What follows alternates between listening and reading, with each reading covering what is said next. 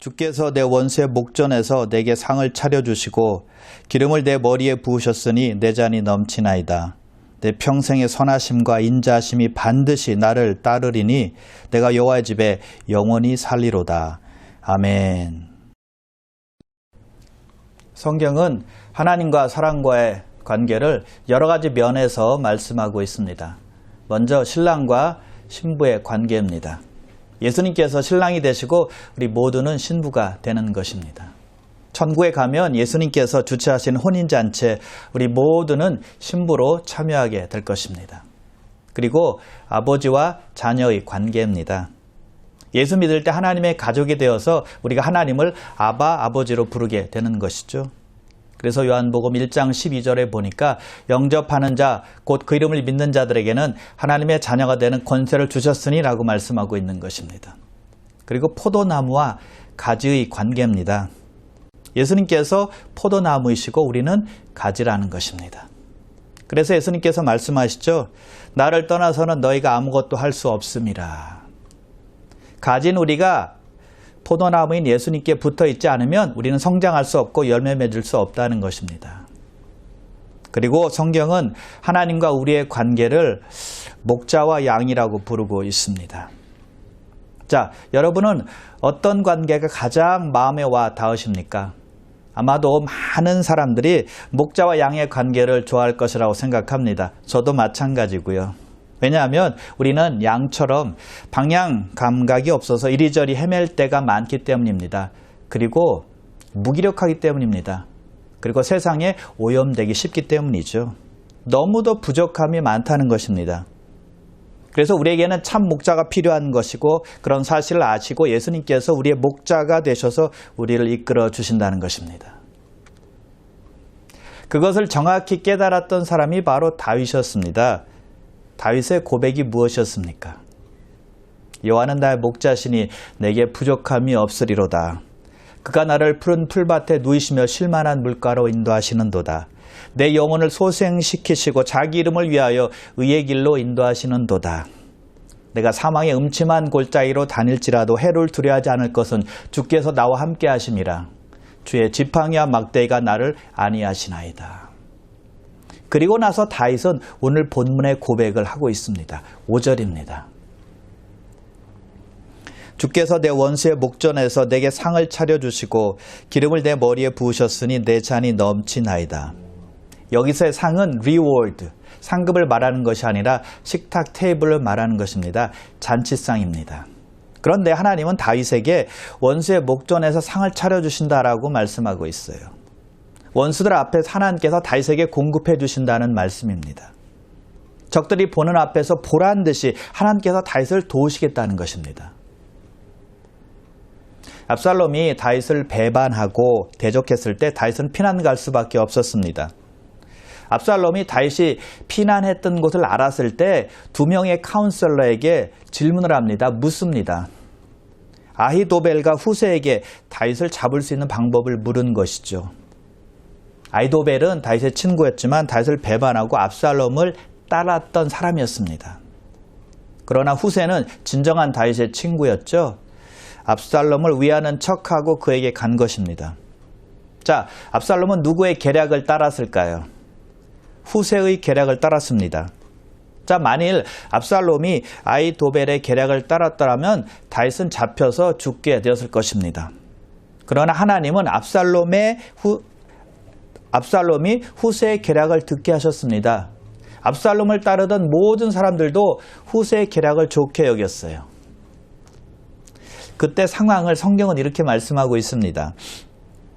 이는 여호와께서 압살롬에게 화를 내리려 하사 아히도벨의 좋은 계략을 물리치라고 명령하셨음이더라. 하나님께서 원수인 압살롬 앞에서 다윗에게 상을 차려주신 것입니다. 결국 압살롬의 모든 계획은 수포로 돌아가게 되었고 그는 비참한 최후를 맞이하게 되었죠.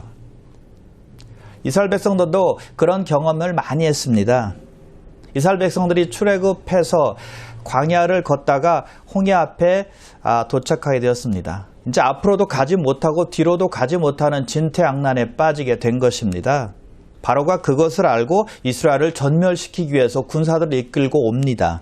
근데 하나님께서 모세를 통해서 홍해를 가르시고 바다를 마른 땅같이 만들어 놓으십니다. 그때 이스라엘 백성들이 홍해를 건너게 되죠. 이윽고 도착한 애국 군사들도 홍해를 건너기 시작합니다. 그러나 이스라엘 백성들이 홍해를 다 건너자 바닷물이 마른 말처럼 바닷물이 원래대로 회복이 되고 맙니다. 애국 군사들은 물에 다 잠기게 되었다는 것이죠. 하나님은 이스라엘 백성들을 위해서 원수의 목전에서 상을 베풀어 주신 것입니다. 하나님께서 그의 백성들을 돌보시는 것을 원수들 앞에서 보란 듯이 보여주신 것이죠. 하나님께서 그렇게 다윗의 삶 속에서 역사하셨다는 거예요. 여러분, 여기서 중요한 포인트가 있습니다. 하나님께서 우리를 돌보시고 지키실 때 원수의 위협도 그대로 존재하고 있다는 사실입니다. 원수가 사라진 상태가 아니라는 거예요. 적이 없어진 상태가 아니라는 것입니다. 우리 생각 같아서는 원수의 위험으로부터 완전히 해방되어서 전혀 위험이 없는 상태에서 우리에게 상을 차려주시면 좋겠다라고 생각할 수 있겠지만 하나님은 원수의 목전에서 우리에게 상을 베풀어 주신다는 것입니다. 사탄 마귀가 호시탐탐 우리를 노리고 있지만 하나님은 그 가운데서 우리를 지키시고 보호해 주신다는 거예요. 마귀를 완전히 없이 해서 우리를 보호하시는 것이 아니라 마귀가 보는 앞에서 보란 듯이 우리를 돌보시고 지키시고 함께 하신다는 것이죠. 원수의 목전이란 말은 위험한 상황이요, 위기의 상황을 말합니다. 그런 상황 속에서도 하나님의 선하심과 돌보심이 풍족하다는 거예요. 즉, 하나님의 돌보심이 있지만 원수의 위협도 그대로 존재하고 있다는 거예요. 원수가 언제 공격할지 모르는 상황이지만 하나님의 함께하심이 있다는 것이죠. 그것이 다윗이 겪은 상황이었습니다. 위험은 계속 도사리고 있었고 적들도 그대로 있었지만 하나님은 다윗에게 상을 차려주신 것입니다. 다윗을 보호하시고 지키시고 돌보신 것이죠. 다윗은 하나님의 선하심을 경험했고 엔조이한 것입니다. 적들이 보는 앞에서 안전하게 되었다는 것입니다. 그때 새 힘과 새 용기를 얻게 되는 것이죠. 그래서 고백하지 않습니까? 내 잔이 넘치나이다. 하나님께서 우리와 함께 하시고 보살피고 역사하신다고 해서 원수의 존재가 완전히 사라지는 것은 아니라는 것입니다. 그러나 그 가운데서도 우리로 하여금 하나님의 선하심과 하나님의 인도하심과 하나님의 인자하심과 채우신 은혜를 경험하게 하신다는 것입니다. 그러므로 여러분, 우리가 깨닫는 것은 사탄 마귀는 우리가 천국에 갈 때까지 우리를 유혹하고 시험한다는 것입니다. 우리가 마귀의 시험에 한두 번 이겼다고 해서 마귀가 영원히 떠나는 것은 아니라는 거예요. 이것은 우리가 지금 경험하고 있는 코로나 바이러스와 같은 것입니다. 방역을 잘하고 백신을 맞았기 때문에 한동안 확진자가 많이 줄었습니다. 그렇다고 해서 바이러스가 없어졌습니까? 천만에요. 바이러스가 존재하지 않는 것입니까? 아니라는 것입니다. 경제가 다시 오픈이 되자 지금 아주 많이 늘어나고 있지 않습니까? 마귀의 시험과 유혹이 바로 그와 비슷하다는 것입니다. 우리가 한번 이겼다고 해서 없어지는 것은 아니라는 거예요. 이거는 예수님의 경우에도 마찬가지입니다. 예수님께서 40일 동안 금식하시자 마귀가 예수님을 시험합니다. 예수님은 말씀으로 마귀의 시험과 유혹을 완전하게 물리치시고 승리하십니다. 그렇다면 마귀는 예수님의 곁을 떠나고 다시는 나타나지 말아야 할 것입니다. 정말 마귀가 완전히 예수님을 떠났을까요? 누가복음 4장 13절입니다. 마귀가 모든 시험을 다한 후에 얼마 동안 떠나니라. 예수님께 던진 시험이 실패로 끝나자 마귀는 얼마 동안만 예수님을 떠났다는 것입니다. 영원히 떠난 것이 아니라는 거예요. 그래서 우리에게 마귀의 시험은 계속 있다는 것입니다. 그러나 그런 시험 가운데서도 우리 주님께서는 우리에게 원수 마귀 앞에서 상을 차려주신다는 거예요. 승리케 해주신다는 것입니다. 그것을 잊지 말라는 것이죠. 로마서 8장 31절입니다. 그런즉 이 일에 대하여 우리가 무슨 말하리요? 만일 하나님이 우리를 위하시면 누가 우리를 대적하리요?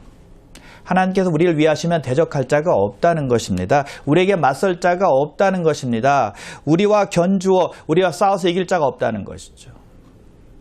그리고 로마서 8장 37절입니다. 그러나 이 모든 일에 우리를 사랑하시는 이로 말미암아 우리가 넉넉히 이기느니라. 우리를 사랑하시는 하나님으로 말미암아 우리가 넉넉히 이긴다는 것입니다. 거뜬히 이기고도 남는다는 것이죠. 여러분, 또한 우리 삶은 계속해서 슬픔과 상처와 아픔이 끊이지 않는다는 것입니다. 한 가지 잘 극복했다고 해서 어려움이 다 사라지는 것이 아니라는 것입니다. 잠시 떨어져 있을 뿐입니다. 어려움의 문제나 고통의 문제나 괴로움의 문제 같은 어두운 골짜기가 늘 있다는 것이죠. 그러나 그 가운데서도 우리 하나님께서 함께 해주셔서 주의 지팡이와 주의 막대기로 우리를 안위해 주신다는 것입니다. 위로와 격려와 소망을 주시는 거예요. 어려움과 고통 가운데서도 우리에게 상을 차려주신다는 것이죠. 극복할 수 있는 힘과 용기를 주시는 것입니다.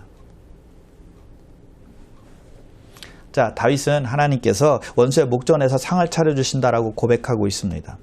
자, 그런데 다윗은 지금 목자와 양의 관계를 말하고 있죠.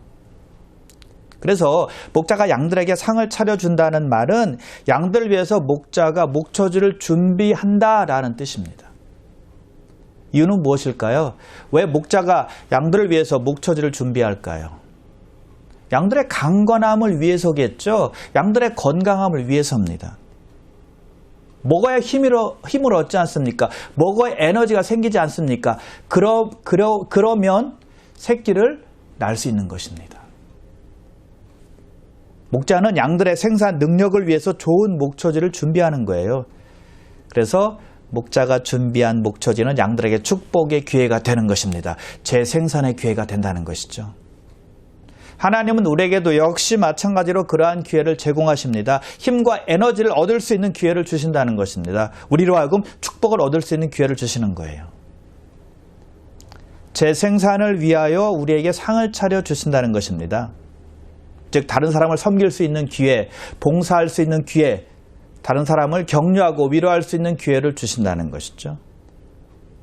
하나님은 우리가 나 혼자 잘 먹고 잘 살라고 상을 차려주시는 것이 아니라 나를 통해서 재생산하기를 원하신다는 것입니다. 그래서 우리는 우리에게 주신 목초지에서 나만 살찌우게 하는 것이 아니라 생산력 있는 사람이 되어야 한다는 것입니다. 재생산하는 기회로 삼아야 한다는 겁니다.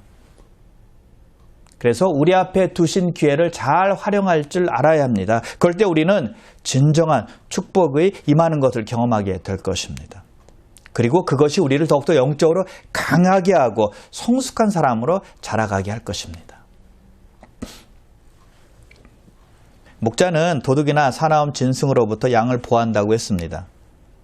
그래서 지팡이와 막대기가 필요한 것이죠. 자, 그런데 양을 힘들게 하는 것은 단지 도둑이나 사나운 짐승뿐만이 아니었습니다.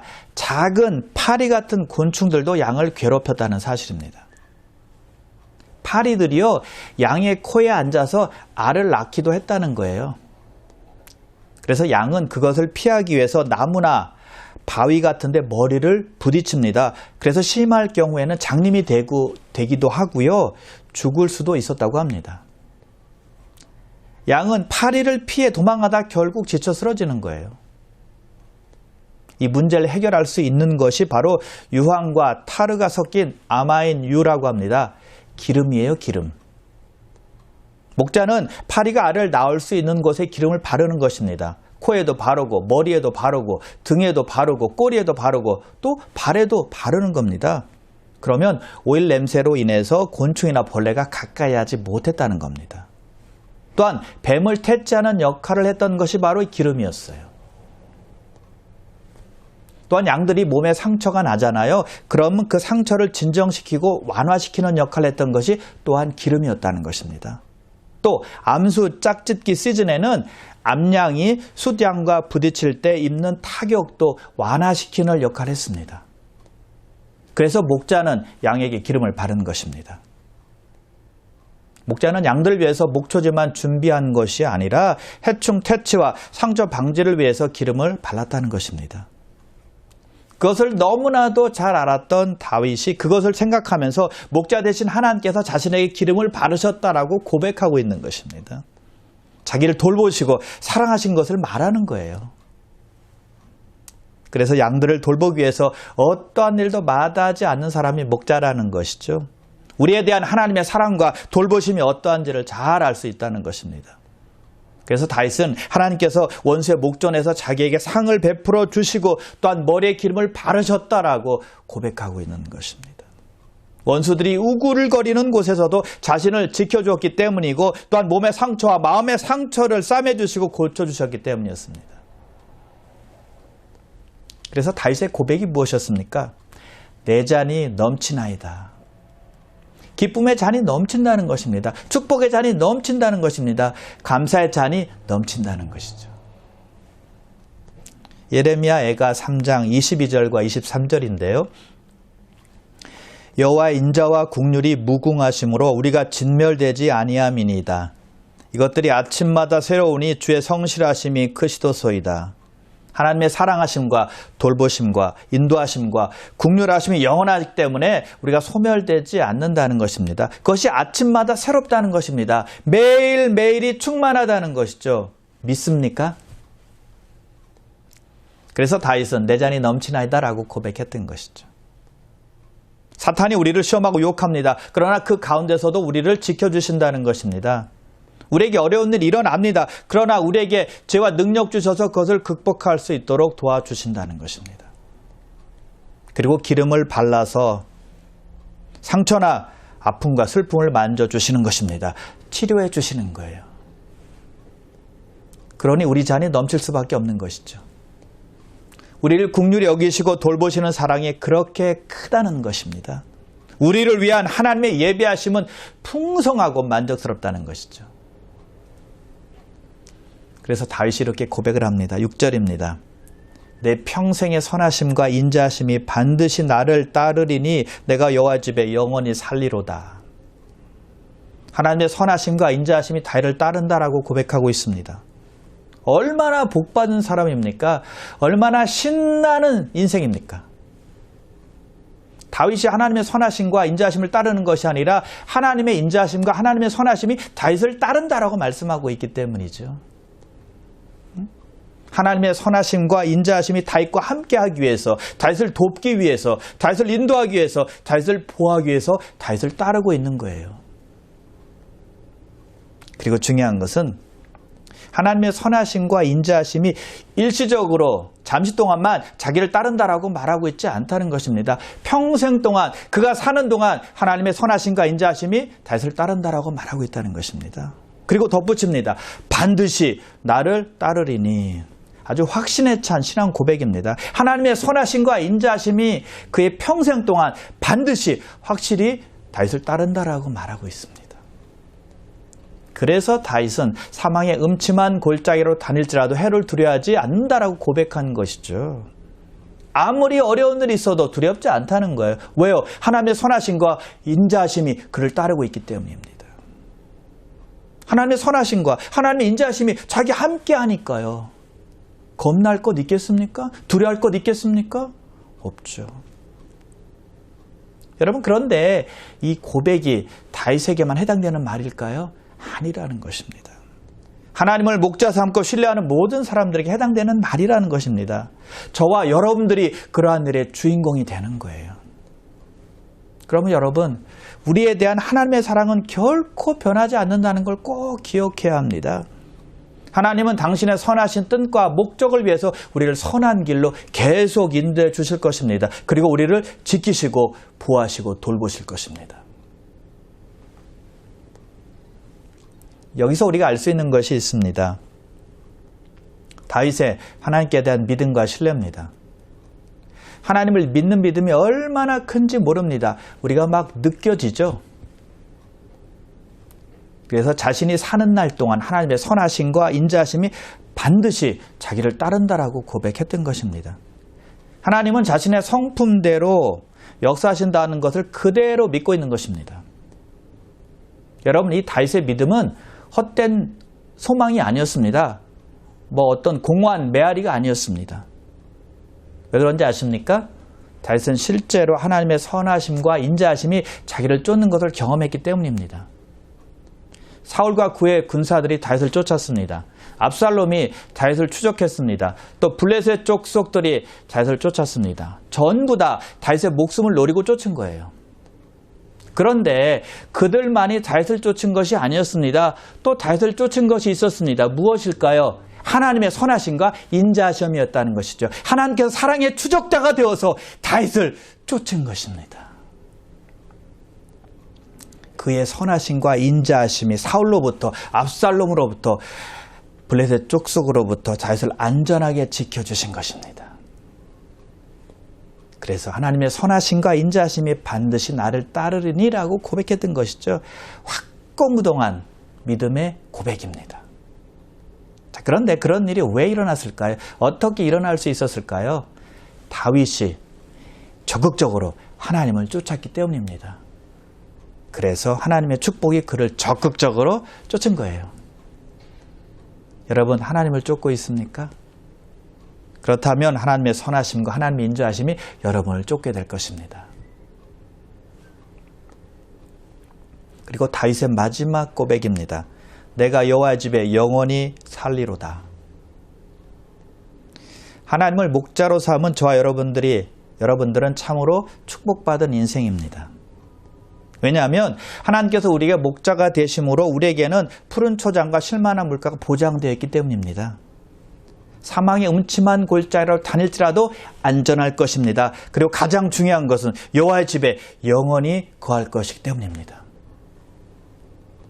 여러분, 다른 거 다 있어도 여호와의 집에 영원히 거하지 못한다면 아무 소용이 없다는 것입니다. 가지고 있는 모든 것이 헛것이 된다는 것입니다. 우리가 행한 모든 일이 헛일이 된다는 것입니다. 무용지물이 되는 거예요. 그러므로 이 복이 여러분들에게 있음을 믿으시고 기뻐하시기를 바랍니다. 어떤 환경 속에서도 흔들리지 마시고 평안을 누리시기를 주님의 이름으로 축복합니다. 자, 그런데 여러분, 우리가 여호와의 집에 영원히 거할 수 있는 근거는 무엇일까요? 하나님의 가족이 되었기 때문입니다. 하나님의 자녀가 하나님 아버지의 집에 거하는 것은 당연한 일이니까요. 제가 어렸을 때 동네 친구들하고 많이 놀았던 기억이 납니다. 뭐 숨바꼭질도 하고 공놀이도 하고 땅 따먹기도 하고 또 뭐 있습니까? 구슬치기도 하고 또 팽이 돌리기도 했습니다. 아주 신나게 친구들하고 놀다 보니까 시간 가는 줄 몰랐습니다. 그런데 어느덧 저녁이 되었습니다. 날이 저물게 된 것이죠. 그러면 저희 어머니가 어김없이 저를 데리러 오셨습니다. 손에는 간식을 들고 오셨어요. 저는 어머니의 손을 잡고 그 간식을 먹으면서 집으로 갔습니다. 여러분, 제가 누구의 집으로 갔을 것 같습니까? 저희 집입니다. 아니, 아버지 집에 간 것입니다. 우리는 날이 젊으면 아버지 집으로 돌아가게 되었다는 것입니다. 여러분, 마찬가지로 우리 인생이 저물면 가는 곳이 있는데 그곳이 바로 하나님 아버지의 집이라는 것입니다. 하나님의 자녀가 되었기 때문에 하나님의 집에 가게 된다는 것입니다. 주님께서 이렇게 말씀하십니다. 너희는 마음에 근심하지 말라. 하나님을 믿으니 또 나를 믿으라. 내 아버지 집에 거할 것이 많도다. 그렇지 않으면 너에게 일렀으리라. 내가 너희를 위하여 거처를 예비하러 가노니 가서 너희를 위하여 거처를 예비하면 내가 다시 와서 너희를 내게로 영접하여 나 있는 곳에 너희도 있게 하리라. 여러분, 우리에게는 근심 걱정할 필요가 없다는 것입니다. 왜요? 아버지 집에, 하나님의 집에 거할 곳이 많기 때문입니다. 우리 집이 하늘나라에 예비되었기 때문입니다. 그래서 예수님께서 거처를 마련하기 위해서 하늘나라로 가셨다라고 말씀하고 있는 것입니다. 그것은 돈으로 갈 수 있는 곳이 아니죠. 권세로 갈 수 있는 것도 아닙니다. 또는 인격으로 갈 수 있는 것도 아닙니다. 믿음으로만 갈 수 있는 곳입니다. 어떤 분은 돈이 많아서 우주 탐사 기업을 세워서 로켓을 타고 우주여행을 했지만 불화할 것 하나도 없다는 것입니다. 왜요? 우리에게는 확실한 하나님의 영원한 약속이 있기 때문입니다. 가서 너희를 위하여 거처를 예비하면 내가 다시 와서 너희를 내게로 영접하여 나 있는 곳에 너희도 있게 하리라. 나 있는 곳에, 예수님이 있는 곳에 우리도 있게 하신다는 것입니다. 다윗이 그런 확신을 가지고 고백한 것입니다. 내가 여호와의 집에 영원히 살리로다. 우리 믿는 사람의 고백이죠. 저와 여러분의 고백이라는 것입니다. 그런데 어떤 사람이 가능할까요? 어떤 사람이 여호와의 집에 영원히 거할 수 있을까요? 하나님의 자녀만 되는 것입니다. 다른 사람은 안 됩니다. 충성된 종도 안 돼요. 신분이 하나님의 자녀여야 하나님 아버지 집에 영원히 거할 수 있는 것입니다. 영접하는 자, 곧 그 이름을 믿는 자들에게는 하나님의 자녀가 되는 권세를 주셨으니, 우리가 예수 믿으면 하나님의 자녀가 되는 권세가 주어지는데 그 권세로 하나님 아버지 집에 거할 수 있게 된다는 것입니다. 여러분, 이런 권세가 중요한 것이지 세상 권세가 뭐 그리 중요하겠습니까? 그것 하나 얻으려고 왜 그렇게 안간힘을 쓰는지 모르겠어요. 그 권세 하나 얻으려고 남을 비방하고 비난하고 거짓말로 서슴지 않는 분들이 얼마나 많은지 몰라요. 시편 23편은 나이 많은 다윗이 그의 굴곡 많았던 인생을 되돌아보면서 고백하고 감사하는 시입니다. 다윗은 실수했습니다. 또 잘못도 했고요. 또 죄도 지었습니다. 그럼에도 불구하고 하나님의 보호하심과 하나님의 인자하심과 하나님의 함께하심이 그의 전 생애를 덮으셨다는 것을 생생하게 기억하면서 감사하는 시가 23편입니다. 또한 앞으로 하나님의 선하심과 인자하심을 통해서 아버지 집에 영원히 살 것을 확신하고 있는 것입니다. 여러분, 우리가 사는 이 세상은 우리를 혼란스럽게 하는 일이 많습니다.